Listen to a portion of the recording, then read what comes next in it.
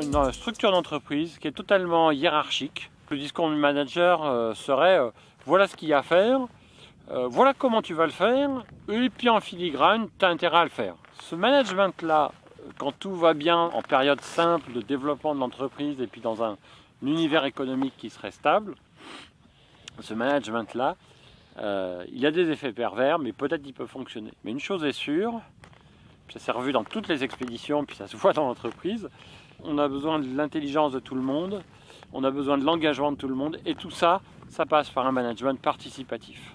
Et même un management plus que participatif, un management où le manager est là pour faire émerger l'information. Le rôle du manager, c'est de faire en sorte que la mission émerge et soit partagée entre tout le monde, et ensuite de poser la question aux équipes, pour faire ce que vous avez à faire, de quoi est-ce que vous avez besoin. Et non plus être un manager directeur du faire, mais être un facilitateur des relations humaines, un facilitateur du être ensemble, et être au service de l'équipe pour lui donner les moyens de faire ce qu'elle a à faire. Ça veut dire plusieurs choses, ça veut dire que le manager est toujours aussi indispensable, mais son rôle change fondamentalement. Ça veut dire aussi que derrière on va avoir des équipes qui sont auto-organisées. Si je vais faire une ascension en montagne et puis que chacun des membres de mon équipe a la liberté absolue de faire ce qu'elle veut, ça peut mener à tout et en particulier à n'importe quoi. Et c'est pas ça qu'on veut dans l'entreprise. Ce qu'on veut dans l'entreprise, c'est à la fois donner du pouvoir aux équipes, mais pour aller atteindre un objectif donné. Donc la mission nous guide vers l'objectif.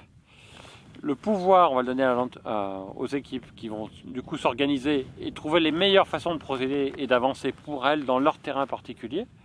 Puis il faut encadrer ça avec des contraintes qui sont définies, avec un cadre sécurisé, un périmètre dans lequel l'équipe est autonome, un cadre dont elle ne doit pas sortir ou sur lequel elle doit alerter si jamais il y a besoin de sortir.